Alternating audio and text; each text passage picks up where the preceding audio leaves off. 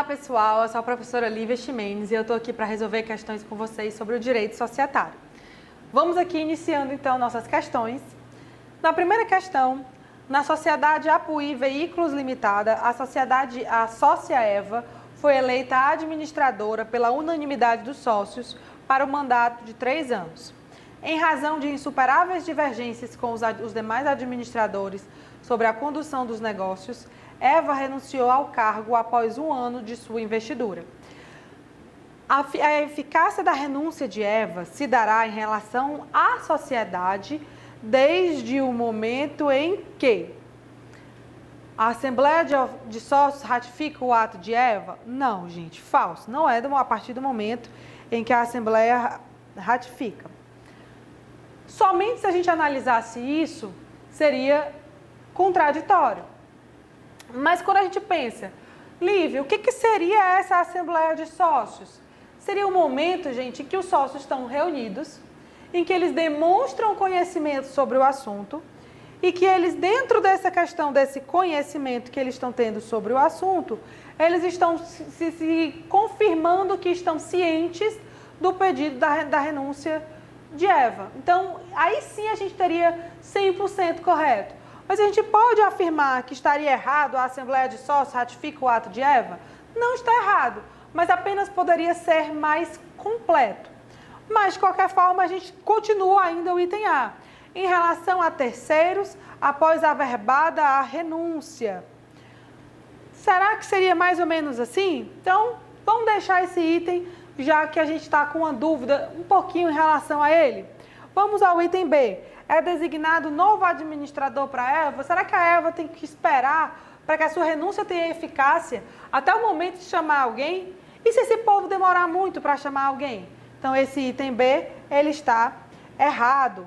O item B, com certeza, ele está aí muito errado. O item C. Esta toma conhecimento da comunicação escrita de Eva. E aí, aqui sim, a gente tem uma parte mais correta. Não precisa fazer a assembleia para que todos os sócios deliberem sobre a saída da Eva. Mas a partir do momento em que eles sabem que a Eva notificou, comunicou por escrito a sua saída, aquela saída já é eficaz. Então, aqui está correto. E o restante? E em relação a terceiros, após a averbação e publicação da renúncia? Verdade, certo? E aqui a gente ainda tem mais verdade. Porque quando a gente está diante de terceiros, a gente precisa dessa publicação. Então, o gabarito correto realmente é o item C. Item D. O termo de renúncia de Eva é lavrado no livro de ata da administração em relação a terceiros após a publicação da renúncia. Falso, gente. Não precisa também de tantas formalidades para que a Eva saia dessa sociedade. Então, vamos lá passando para a segunda questão. A sociedade limitada encontra-se regulada nos artigos 1052 a 1087 do Código Civil. Para que ela possa atingir sua finalidade, necessita de patrimônio, já que sua personalidade é diversa da personalidade dos sócios. Em relação ao capital e ao patrimônio social desse tipo societário, assinale a afirmativa incorreta. A afirmativa incorreta, gente, ela está descrita aqui no item B de bola.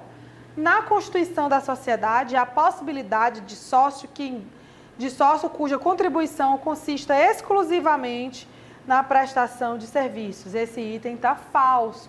Por quê? Porque dentro das sociedades limitadas, necessariamente, todos os sócios deverão entrar com dinheiro, bens ou crédito. Eles até podem trabalhar dentro da sociedade também, beleza. Mas eles necessariamente vão ter que entrar com crédito, ou dinheiro, ou bens, certo? A única sociedade que permite o ingresso de sócio exclusivamente com serviço é a sociedade simples. Mas aqui a gente está diante de uma sociedade limitada. Todos os outros itens estão corretos. Gabarito da segunda questão, item B de bola. Terceira questão. No que se refere à seção de cotas de sociedade empresária limitada, assinale a alternativa correta. O cedente responde solidariamente perante a sociedade e terceiros pelas obrigações que tinham como sócio até 2 anos após averbado o registro competente à modificação do contrato social. Falso. O prazo é de 2 anos, não é 3 anos como está descrito na questão. Item B.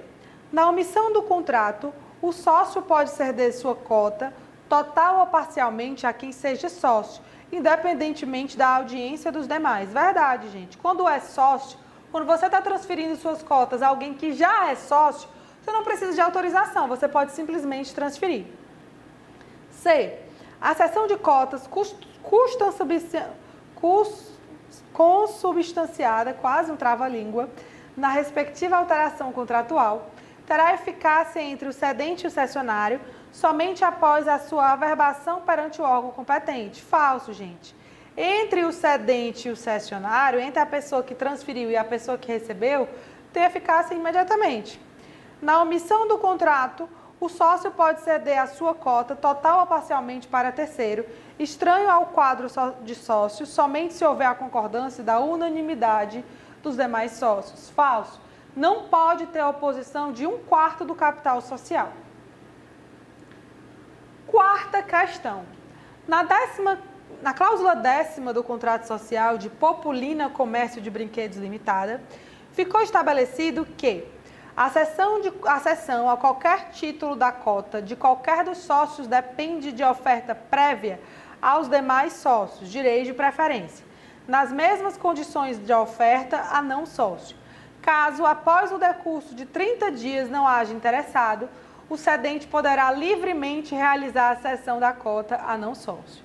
Tendo em vista as disposições acerca da cessão de cotas na sociedade limitada, assinale a afirmativa correta.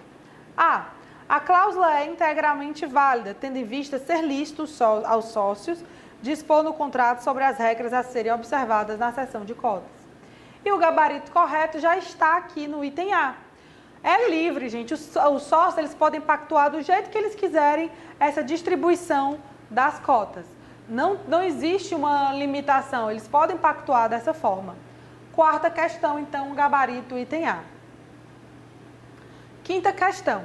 A sociedade Farias Macedo e Companhia Limitada, com sede em Floreal, instalou o Conselho Fiscal composto por 5 integrantes, nenhum deles sócio, eleitos para a Assembleia dos Sócios com quórum de maioria simples, com mandato até a próxima Assembleia Anual. Consultada uma advogada para opinar, ela informou que a eleição dos membros do Conselho Fiscal compete à Assembleia Anual dos Sócios.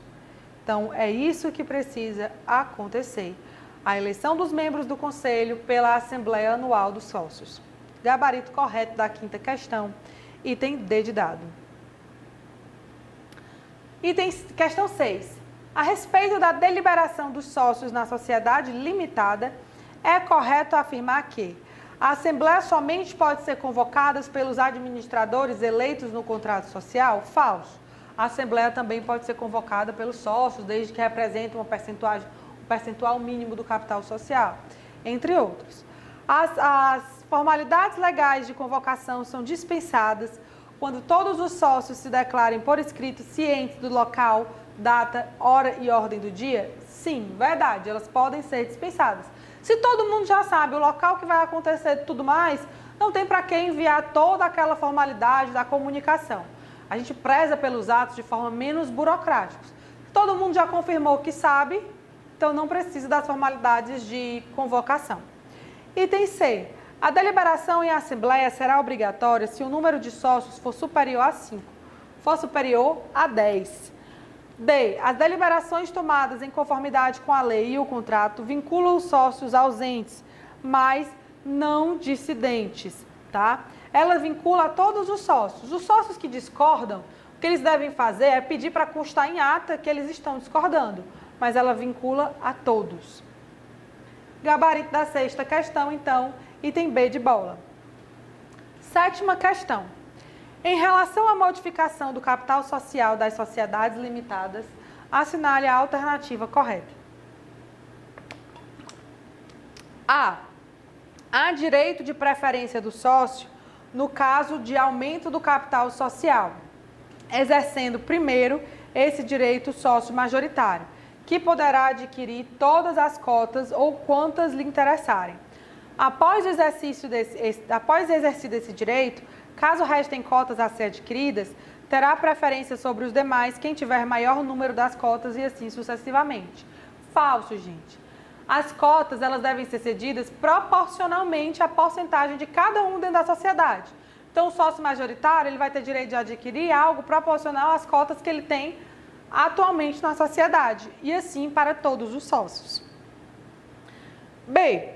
Uma das hipóteses para que haja a diminuição do capital social é que a sociedade tenha tido prejuízos que não serão mais recuperados, devendo, nesse caso, haver diminuição proporcional do valor das cotas, tornando-se efetiva essa diminuição a partir do momento em que for feita a averbação no cartório competente da ata de assembleia que aprovou. E isso está corretíssimo. É o item B de bola, o nosso gabarito. C. A diminuição do capital social é direito da sociedade, não podendo haver a objeção por parte dos credores. Falso. Pode sim ter essa objeção. E item D. Para que haja o aumento do capital social, não há necessidade de os sócios terem integralizado totalmente suas cotas. Falso. Somente pode aumentar o capital social se ele já estiver devidamente integralizado. Sétima questão, então, gente, item B de bola. Oitava questão. A respeito das sociedades limitadas, assinale a afirmativa correta. A sociedade limitada, nas omissões estabelecidas pelo Código Civil, será regida pela Lei 6.404. Falso. Será pelas sociedades simples. Item B de bola. A cessão de cotas de um cotista de uma sociedade limitada para outro cotista da mesma sociedade dependerá de prévia autorização estatutária. Falso. As cotas podem ser cedidas entre os próprios sócios de forma livre. C. A sociedade limitada é administrada por uma ou mais pessoas designado em contrato social ou em ato separado. Verdade. Você tanto pode nomear o administrador no contrato social, como você pode fazer a nomeação dele em um documento à parte. Item D. Não dependerá de deliberação dos cotistas a nomeação ou destituição dos administradores. Falso, né?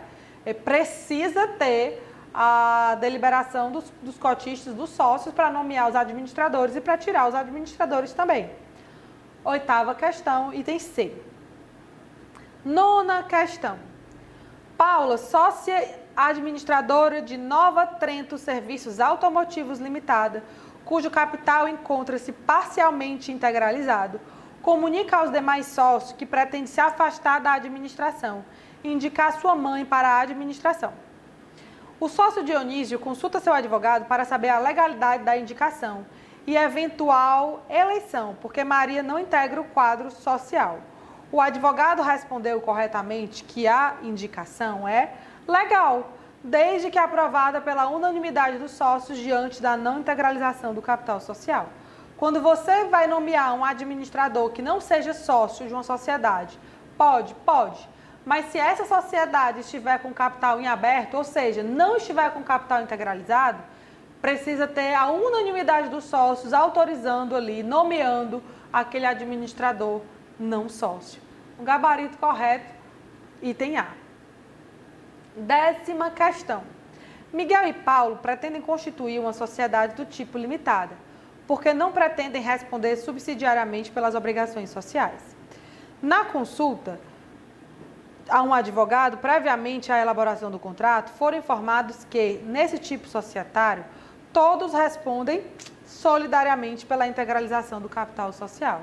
Então, até o capital social estar 100% cumprido, 100% integralizado, eles vão estar lá correndo riscos. Eles podem ser chamados a responder com seus bens pessoais pelo valor que está faltando para fechar a integralização. Então, décima questão, gabarito item A. Bom, gente, então aqui encerramos as questões de direito societário.